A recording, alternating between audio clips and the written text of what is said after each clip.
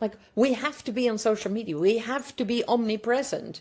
We have to be on TikTok, on Instagram, on Facebook, on wherever, on YouTube. We need to be everywhere. But we don't. We don't have to. I mean, you can be on one platform if you want to, rock that one, and not be on the other ones. I mean, you don't have to. And this is where authenticity starts. That you decide, like, I'm in control of my own time and of my own efforts and energy that I want to spend on social media and my marketing.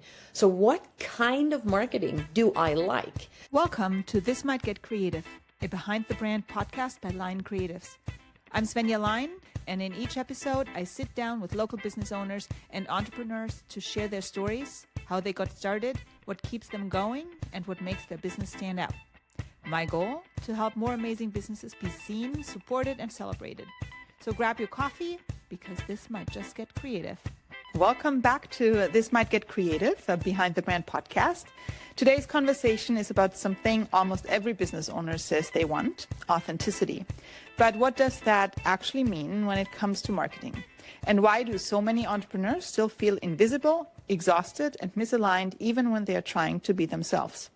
I'm joined today by Nicolene Huizinga, certified business mentor, human design coach, speaker, and author of Design for Success, Aligned Energy, and Flick the F It Switch. Nicolene has over 30 years of experience coaching professionals and helping them grow businesses that feel aligned instead of draining. We're diving into authenticity, alignment, human design, and how to stop forcing marketing that was never meant for you. Welcome, Nicolene, to the show, and I'm excited to have you here. Thank you, Svenja. Thank you for the invitation and the wonderful introduction. Oh, thank you. So to get started, tell us a little bit about what you do, what your business is, and what led from the traditional coaching into human design and alignment work. Oh, well, how much time do we have? No, just kidding. Just kidding. 30 minutes. Just kidding. So a little bit about my work. I am a business mentor and a human design coach, and I have been coaching professionals over the past 15 years.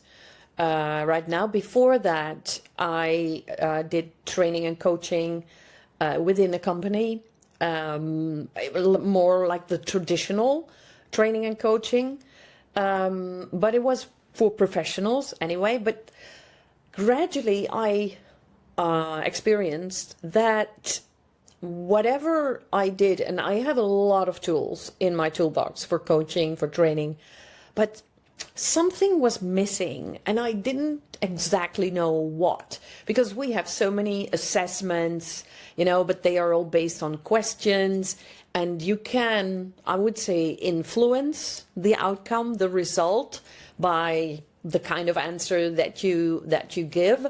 And then I got introduced to human design, and that was the missing piece of the puzzle for me, because what it is offering you basically your own user manual. And what really helps in business, especially for solopreneurs, as I call them, people who are the business, when you know yourself and you understand yourself and you can fully accept and embrace that, that's where things will really shift and change. Because many blueprints out there to help entrepreneurs are not made for all of them. And this is what I experienced firsthand, because when I started my business, I experienced that the blueprints that I got in group programs, in masterminds, in courses, whatever, I'm a good student, and I was always like, okay, I need to do everything. So check, check, check. I did everything, and then still it didn't work. And at some point I was like frustrated that I couldn't understand what happened. Like, I do everything people tell me to do, and why isn't it working? And then I got introduced to human design, and I was like, oh, now I know, now I understand, and now I know what to do instead. And that's where things shifted, and it all went from traditional coaching to the human design business coaching that I do today. That's interesting, because I can absolutely relate to what you're saying, because sometimes I feel like, well, I don't even want to work with a coach, because every time I do something, it just doesn't apply to me. Yeah. It just doesn't apply. Yeah. So I used coaching in the past, and it never worked. It was always like I tried to do something that I was supposed to do. Yeah. Like, for example, let's call it cold emailing. I do not like it. It's not my thing. I do not like it. I do not relate to it. And when I do it, it feels like I'm someone else. Yeah. But it's something that you should be doing. Yeah. But it does not give me any, I have no success with it whatsoever, with cold emails. No. Not at all. So it's interesting that you said. So Yeah. human design, is that, so, and I'm not that much involved in those things, but is that like a program, or is that just a style of coaching that you? No, it's a tool. It's a tool. It's basically a personality tool, and it is based on a number of spiritual learnings and a science element, and that combined gives you your own user manual. So it's not an assessment, because assessments are based on questions, but human design combines those spiritual learnings and the science element based on your date of birth, time of birth, and place of birth. And based on those three elements, you get a whole blueprint download of who you are, how you're wired, what are your talents, what are your sensitivities, what is the best way for you to decide, what is your best strategy to go through life / business. And it's such an incredibly, I would say, rich and layered tool that helps business owners. In my case, I use it for business coaching, to run a successful business without the burnout or the overwhelm or exhaustion, or having to do what you just described, doing the cold outreach, the cold emails, where you really don't want to do that. So I'm curious about your human design now. Me too. Because I'm pretty sure it really goes against your design. I experienced the very same thing. People were like, yeah, but you need to reach out to people. You need to send DMs to people. Now I know that's not my design. So I should not be doing that. There are a lot of things that I should do instead, but not the cold outreach. It's not working for me. So knowing that now has saved me so much energy and so much time and so much effort and frustration, because like I said, I'm a good student. So in the past, I did that, and I sent those messages, and it, like you said, it didn't feel like me. So I sent the messages, and I was like, this feels so, it feels so unnatural and so salesy, and like, I always feel whenever I did that, I felt like a guy walking into a bar and asking the first girl to marry him, I don't want to do that. I really don't. Yes. Oh my God. Yeah, no, this is exactly how I feel. Yeah. Because then there is the other aspect of going to a networking event and having a conversation, or something with the podcast, having an actual conversation. Yeah. And I don't like to, like you said, go into a room and say, hey, I'm the best. I can do all of this. You need to hire me. No, that's not me. If you would like to hire me after a conversation, that's awesome. But it doesn't have to be that way, Yeah. That's the thing. That's the thing. Yeah. So again, I'm really curious about your design. So if you want, send me your date of birth, time of birth, place of birth. I'll create a profile for you. Oh, that would be awesome. Yes, I will definitely do that because now I'm interested as well. That's Yeah. great. So you touched a little bit on this, but you said that when you look back at your early marketing strategies, they kind of Yeah. fell off until you found the Yeah. human design. So Yeah. what are you doing now that feels better than before? You mentioned the cold emailing, but Yeah. were there other elements? Yeah. Yeah. So perhaps it's interesting to say what I did before and what I do now, like those changes. So what I did in the past, because everyone told me you need to run a challenge every now and again. You need to run masterclasses. You need to do the call outreach. You need to be in groups, and you need to comment in groups and make sure that you include your knowledge and your expertise in your comments. So I spent a lot of time doing all of that. I ran challenges. I sent emails to my list after a challenge. I ran a masterclass. I did the cart open, cart closed, started, having start dates for group programs. I did the commenting in groups. I did it all, but it always felt like, it's unnatural. It feels like I'm really forcing myself out there and positioning myself as the expert, where it's about me. And it's never about me. I really don't want it to be about me. It's about my clients.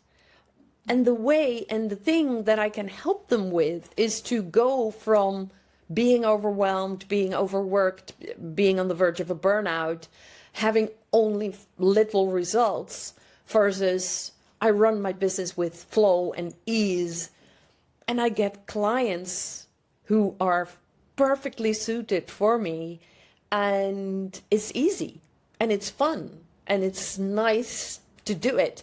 So what I changed is, first of all, I stopped running the challenges because it's exhausting for me and I don't like doing it. So what I needed to do was do the things that really light me up. What I love doing is guest speaking. I love guest speaking. I love being in groups, being in front of groups, inspiring people, motivating them, showing them basically. And this is what I always do. Like yesterday, I had a speaking gig, and my intention is always like, I'm going to give you the best gift that I can give you, and that's to say, you're perfect the way you are. You're not broken. Nothing needs to change or to be fixed. You're perfect the way you are. The only thing is, you've been on a path that wasn't made for you. And I'm here to tell you, like, there is another way. And so I love guest speaking. So that's what I do. I do this at least once a month. I love being a guest on podcasts. And here we are. We love having you. Yeah.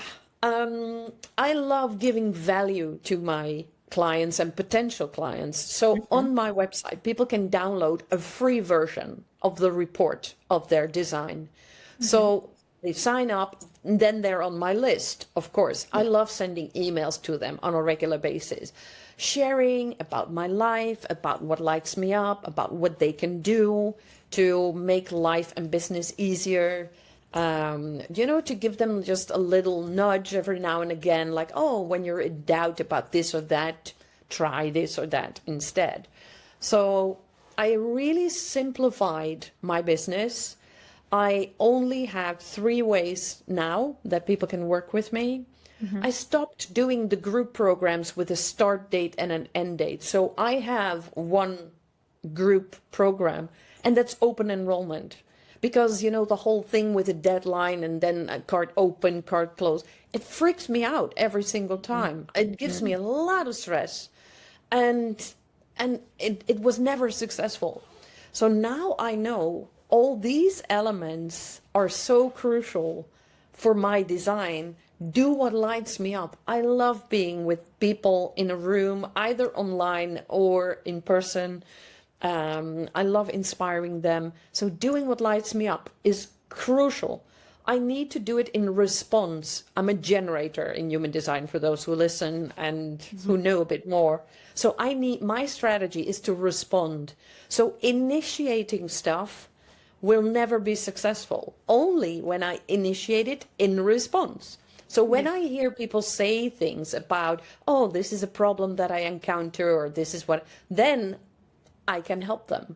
But it's not me saying, oh, if you are like this and that, then I'm the person to help you. No, I need to respond, which means waiting. And that is like a counterintuitive thing for entrepreneurs, because we're all, I would say, conditioned, with the Nike slogan, just do it. And as entrepreneurs, like, yeah, just do it, just go, go, go. But it's like, no, for my design, what I need to do is wait to respond.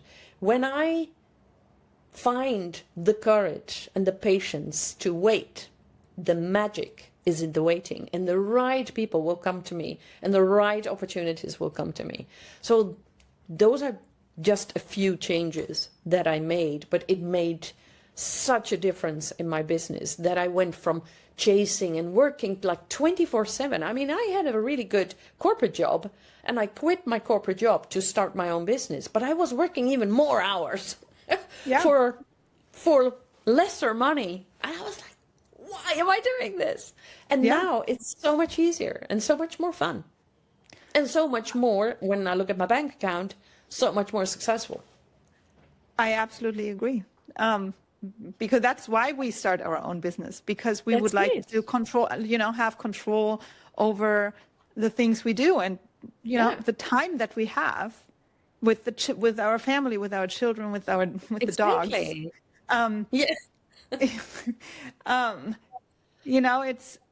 It's so important to find something that you can enjoy, and that makes being an entrepreneur, I think, a lot easier. Yeah. But I felt the same thing. For a while, I was working Monday through Sunday, and it didn't make sense. That's it. So yes, waiting. But the waiting part is hard. The waiting part is hard because you may think that waiting implies doing nothing, but it's not. It's not doing nothing. It's looking out for the cues that you can respond to. And looking out for the right opportunities and the right moments that you can respond to, especially when you are my energy type, because there are a few in human design. But when, so this is the biggest game changer for me. But it was the hardest bit, because we're so conditioned, and we reward being busy. We reward being working on our business all the time. We reward that, like, oh, I'm busy. Yeah, I'm very busy. Well, it's like a badge of honor for so many people.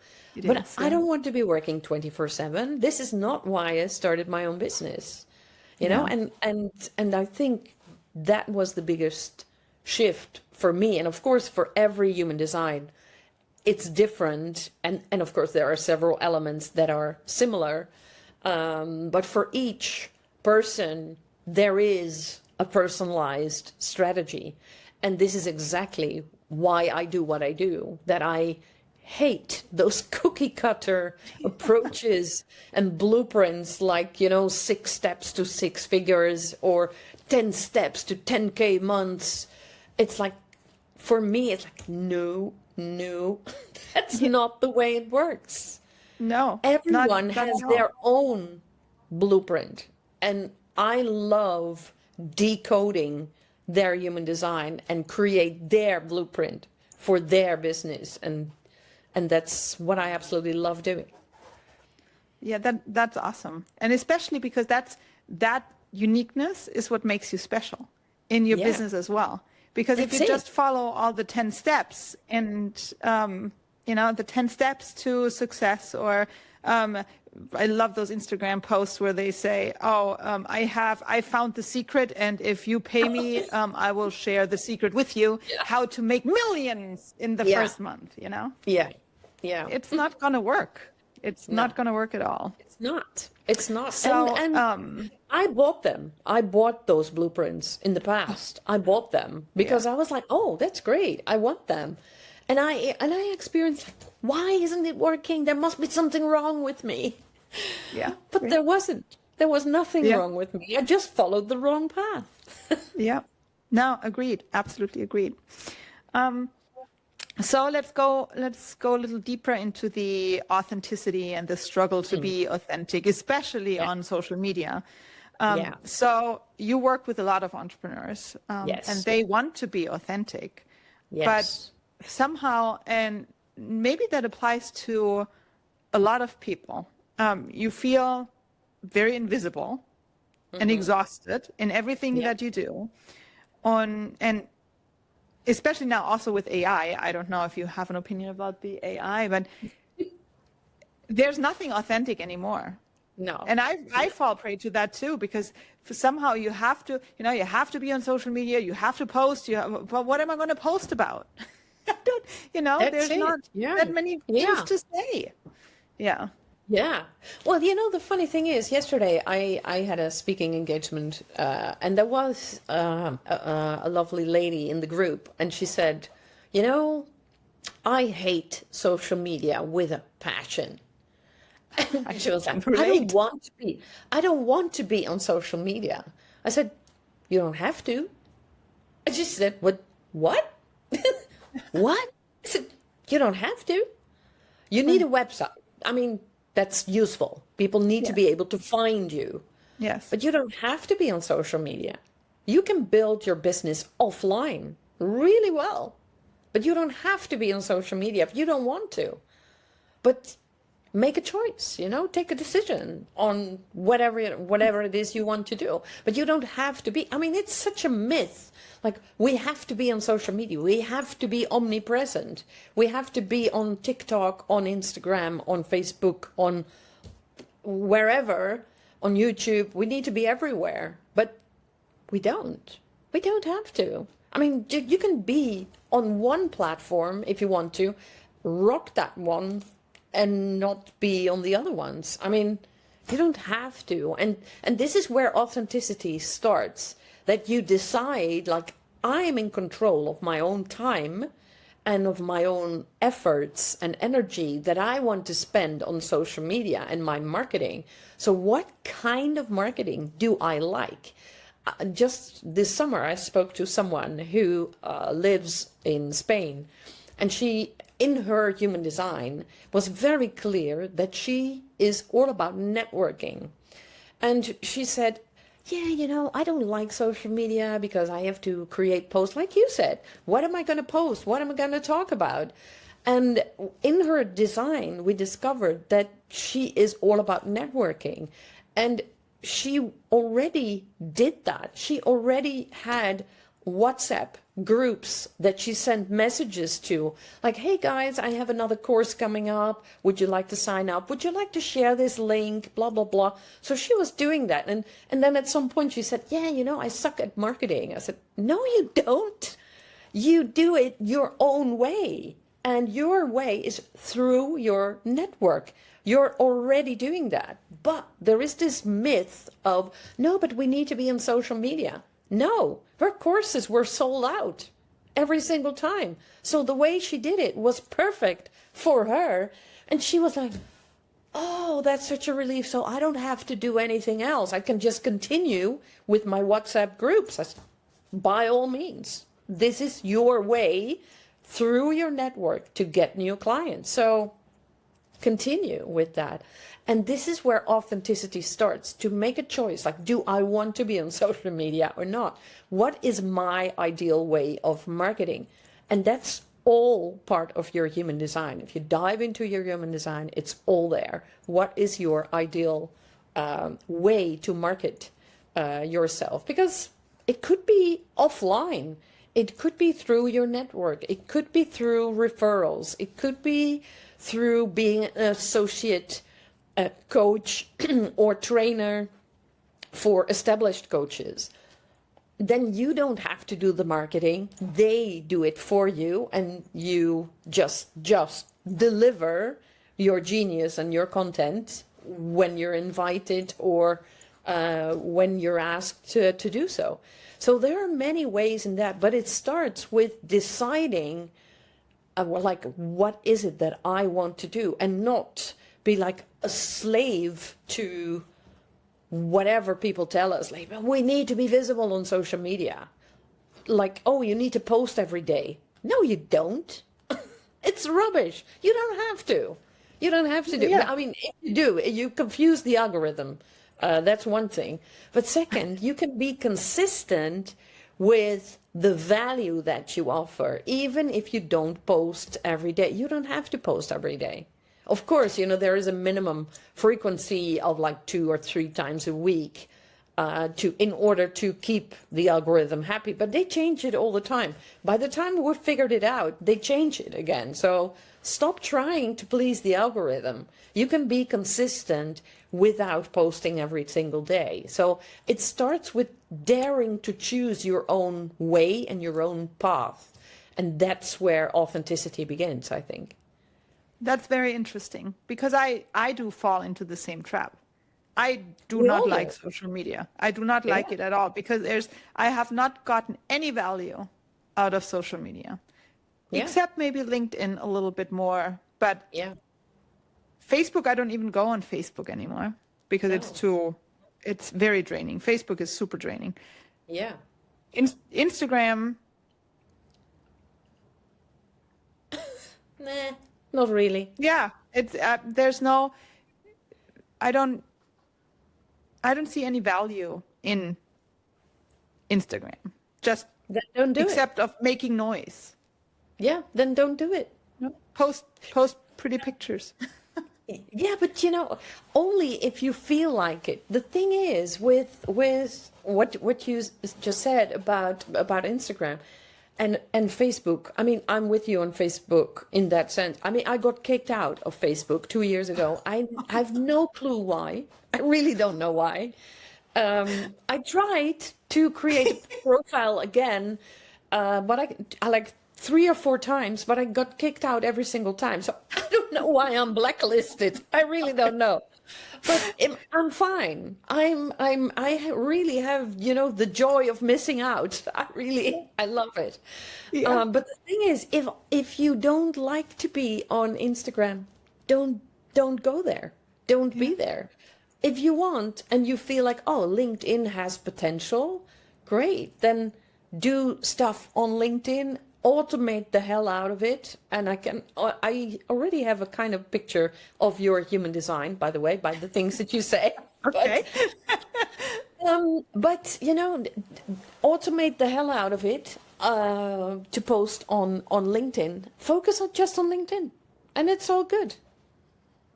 That's very interesting. Yes, and I really like what you're saying, because it's very overwhelming to always think that you always have to be somewhere. And for some people, Instagram really works well. Like, awesome. Great. Yes, be on Instagram.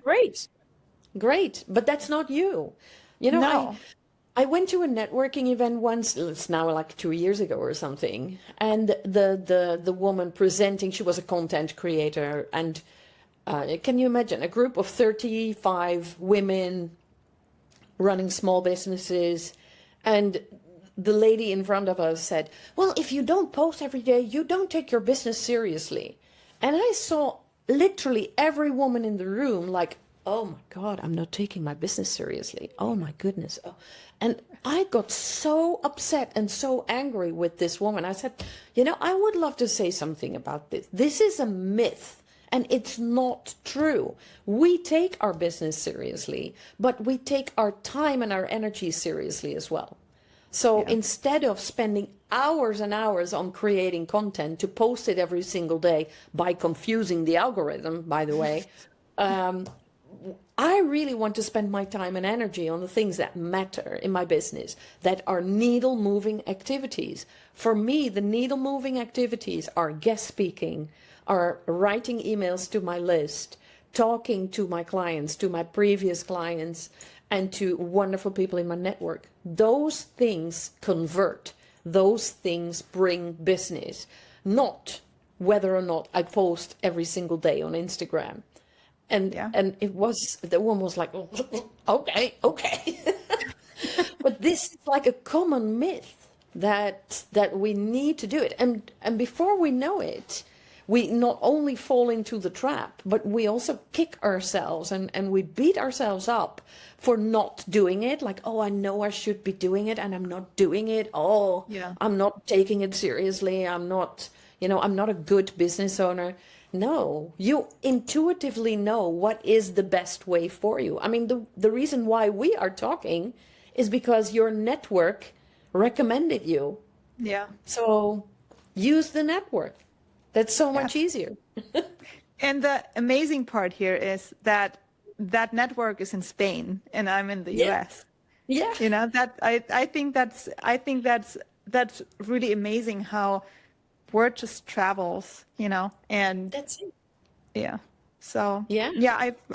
I really appreciate you saying that because I mean, with what I'm doing with graphic design, and I do work in social media as well, and I understand that some businesses they need for them it makes really sense to be on Facebook. Yeah. And what I think is helpful in this case is if you have someone, I don't offer those really those things, but someone else handling the social media for you. If that is something, social media managers are great. yes. If So that, you don't know, have to do it. exactly. That Yeah. takes a lot of then work off of your plate. Absolutely. But up until the moment that you can hire someone, it's really good to make conscious decisions on how do I want to market my business. Yes. And you're absolutely free to do it whatever way you want to. Yeah. And intuitively, you really know, because when I talk about a person's human design and I explain the human design, and like I said, it's a very rich and layered system. But I'm not telling you anything new. You already know, and you've already intuitively known things, but you didn't have any evidence that it was correct. It was an intuition thing, and then when you don't get a validation of that or a confirmation like this is the right path, then you just like, I'm not sure, but everyone around you is saying, no, you should be on social media. And then you're like, okay, then apparently I should be on social media. Yeah. But what if social media is not the place for you? Yeah. No, I absolutely agree. Do you think that sometimes people use authenticity, the word authenticity, as an excuse to avoid refining the messaging or the strategy for their own marketing? Because sometimes I feel like, let's take the example of social media. Maybe they say, well, I can't even put it in real words, but you know, that using AI maybe to just post on social media. Yeah. But that is not authentic. No, it's not. So then but you're still using it, but then you're hiding,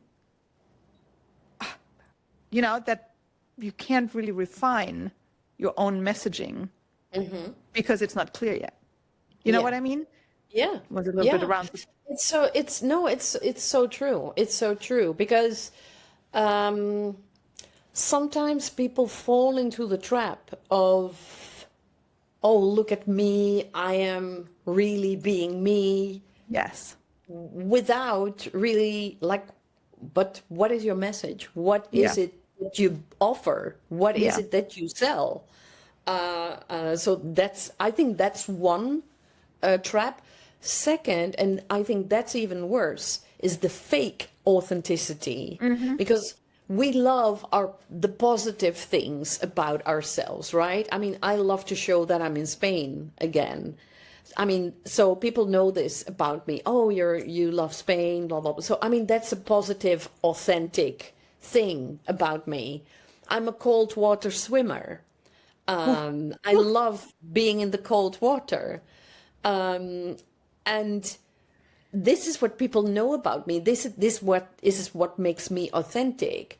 But then there is the reason why I started the cold water swimming. That was because I had very severe menopause issues. And this is something where we rather not talk.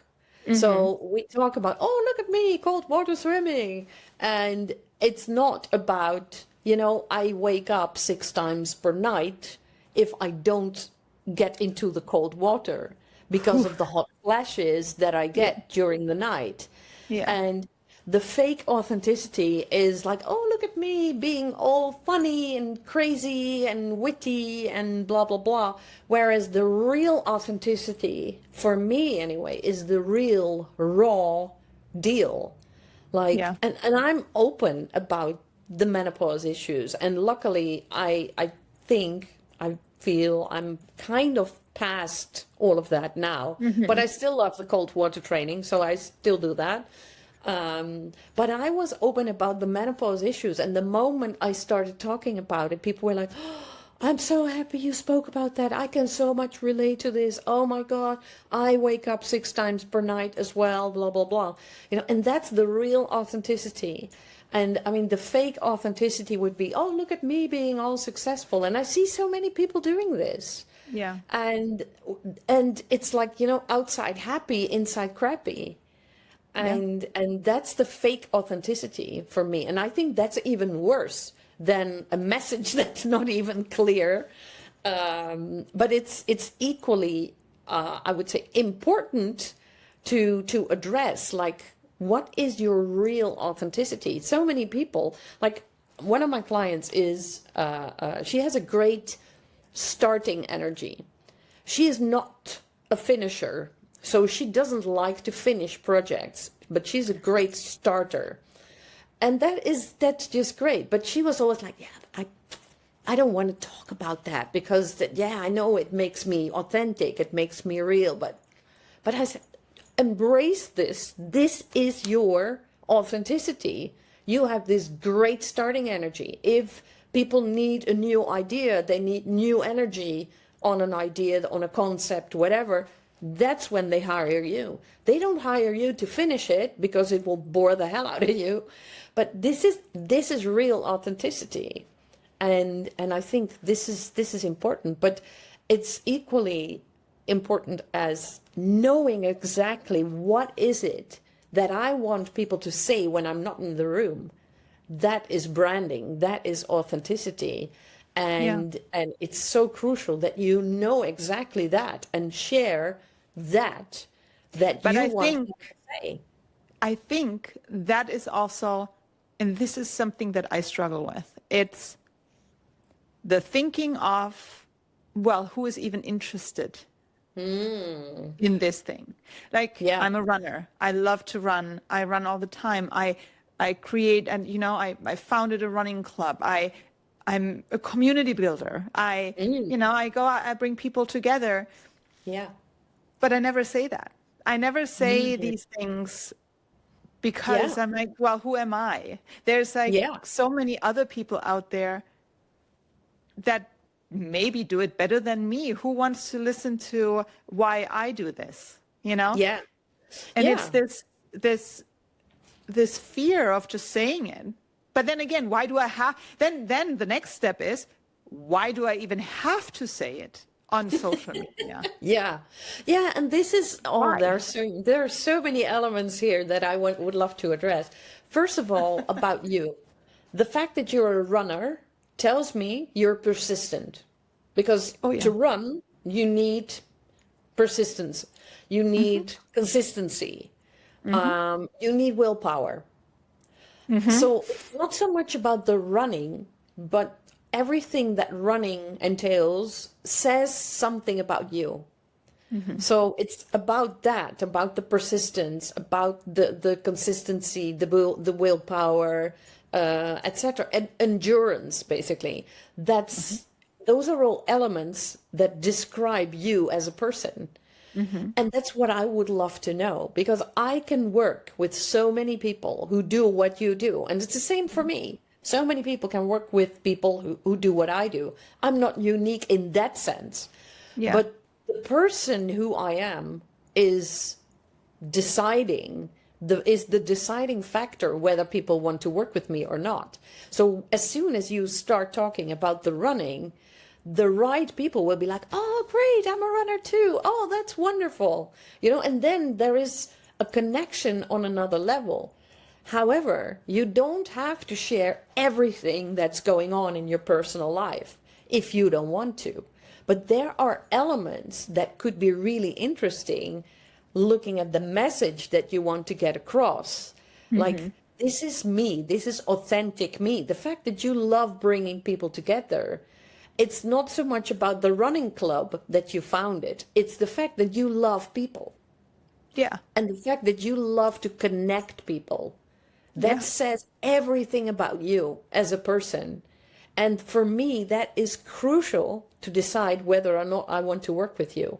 Because if you would be, I don't know, going to Dubai, wearing diamonds, being a luxury girl, we would not connect as well, because I don't feel that. But the fact that you created the running club, you run, that it is about characteristics about you as a person. And those are deciding factors, because people buy from people. And I can imagine, though, once you share those elements, perhaps not on your social media, but in your network, and when you, especially, like here on the podcast, people will be like, oh, that's great, that's awesome, that's lovely. And this is what creates a connection. Real authenticity creates a connection. And I think that's what makes a difference in business. I love that. Yes, because that is like the connecting part, and being part of a group, being there and talking to people and providing, like the running club. It's like we always say, nobody has to run by themselves. Nobody has to run alone. Even though, it depends on how many people come, but different paces and things like that. Yeah. But we meet for coffee after, like everybody is welcome. I love that. It's part of who I am. And so, but sometimes I feel like that it's these little parts. You're like, oh my God, they have nothing to do with my business. Yeah, they are irrelevant. Why would I share? Nobody cares. Yeah. But here's where human design comes in really handy, because your human design will show you, and I'm pretty sure, I don't know. We just established you don't have your human design. I'm pretty sure you have profile line 4 and gate 37 in your design. I'm just putting it out here. Not sure what that means. But those elements are all about community, network, bringing people together, but also seeing people. And this is exactly what you just said, like whether you go fast or not. And this is a talent that is within you, like you see people where they are. And whether it's running or business, you bring that talent with you because it's part of you. Yeah. And this is definitely something to use as one of your authentic traits in your social media or your marketing, your branding, whatever. That's very interesting. I love that. I love our conversation, because you never think about this, because you always feel like you have to be like maybe more professional, like, others. But no, I do like that. I do like that a lot. Yeah. And we talked, like, I have another question here about human design perspective. And you touched on this. It's why does just copy what works actually doesn't even work in marketing? Yeah. And we talked about it. Because of this. Yeah. Exactly because of this. Because what would work for you I mean, it's so funny. One of my closest friends, she is more or less the opposite of you. She likes to be with people for a very short period of time, and Yeah. then she wants to be out. Yeah. And she literally says, "Oh, I don't like people." I'm like, "No, you do like people, but not for too long, and you need time alone." It's very much in her human design. She needs time alone. And then she really got, I think, labeled as antisocial, like, oh no, she's very introverted and whatever. But it's not true. But she needs a lot of alone time in order to give what she has to give to people. She's not made for huge groups. She's made for small groups. So well, not we, but together, we really had a really good look at her business. Like, because everyone tells you, oh, but you need to scale and you need more people to service and blah, blah, blah, large groups and this and that. And so it's not made for her. She's not made for large groups. So don't go there. Go small groups, make it high ticket because we need to earn a living. But don't go to the big, huge groups with hundreds of people because it will drain you. So she could copy the scale up, this and that, but that would not be for her. No, so it would feel forced. It would feel... Yeah. And it's exhausting. Can you imagine a person who needs a lot of alone time being around hundreds of people for hours and hours during the day? It's like, it's exhausting. Yeah. And this is where we are all different, because some people love to be around people, large groups, for days on end. And they cannot imagine why you wouldn't like that. But we are all very different in that sense. And this is where human design shows you, like, you're made for large groups, or no, you're made for small groups. You need alone time. You need to be around like-minded people, where others are like, oh, I'm fine when people are not like-minded. But it's so important when we know this about ourselves. That's where things really starts to shift in life and in business. That's awesome. Yeah. So that really loved this conversation. So if someone listening, how can they work with you? How can they, how does it work? How do they come? Yeah. So first of all, what they can do, go to my website, NicolineHuizinga.com, download the free report. It will show you, like in a nutshell, like this is what makes you different. If you want, you can book a reading, a full reading where you really go into your human design. It's a 2-hour thing. You get a recording, a print version of the document, etc. A whole full explanation. Or you can work with a 4-week container with me or 6-month coaching. That's it. 3 options, really clear. But this is the way people work with me. But yeah, that's awesome. I'm definitely going to send you my information because I never thought about it this way. So I never thought about, that there's some relation to, what did you say, your birthday?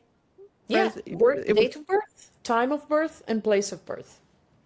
That's awesome. Yeah, so astrology is a big component of human design. And this is exactly where a lot of people are like, ooh, that's too woo-woo. It's like a horoscope or something. But it's not, because it's astrology.